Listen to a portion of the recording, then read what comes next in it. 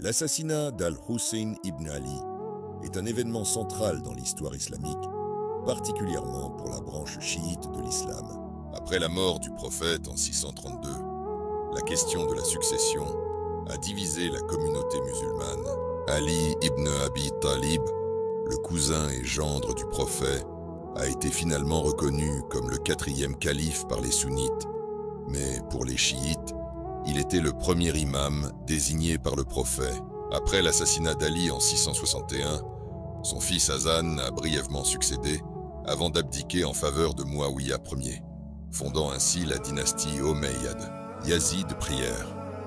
En 680, Yazid Reyer succède à son père Muawiyah, mais son autorité est contestée par de nombreux musulmans, notamment par Hussein, qui refuse de prêter allégeance. Voyant en Yazid un dirigeant illégitime et tyrannique, Hussein reçoit des lettres de soutien de la ville de Koufa, où des habitants lui promettent leur allégeance contre Yazid.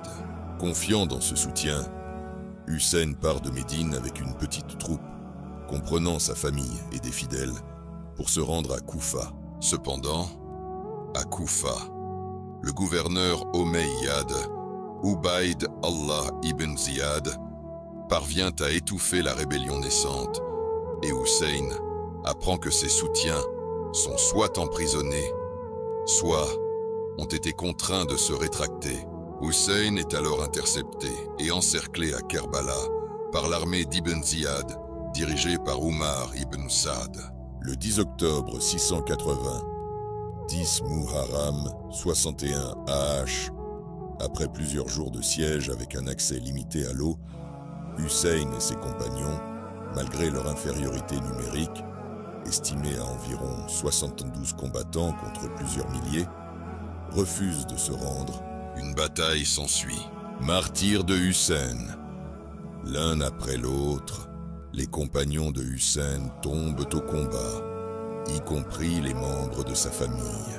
Hussein, après avoir vu ses fils, frères et autres proches être tués, est finalement encerclé et tué.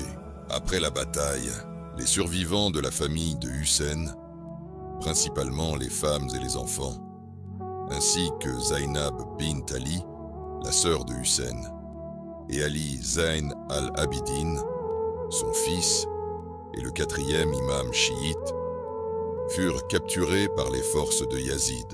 Les captifs ont été menés enchaînés à travers le désert de l'Irak à Damas, subissant des épreuves physiques et morales. Cette marche était destinée à montrer le pouvoir de Yazid et à humilier les descendants du prophète Muhammad sallallahu alayhi wa sallam. Si vous aimez notre contenu, n'oubliez pas de vous abonner pour ne rien rater de nos prochaines vidéos. Une fois à Damas, ils furent présentés au calife Yazid dans son palais. Zainab, connue pour sa sagesse et son courage, a pris la parole pour dénoncer l'injustice et la cruauté de Yazid. « Ô Yazid, penses-tu que nous ayons été humiliés après avoir été tués? Par la mort de nos hommes, notre cause a été rendue célèbre, et nos martyrs sont vivants auprès de leur Seigneur, obtenant sa satisfaction. Tandis que tu et tes partisans, vous ne serez jamais que des perdants dans l'ici-bas et dans l'au-delà. » Même parmi les partisans de Yazid, la vue des survivants, surtout des femmes et des enfants en détresse, a éveillé des sentiments de compassion et des réflexions sur la brutalité de l'acte.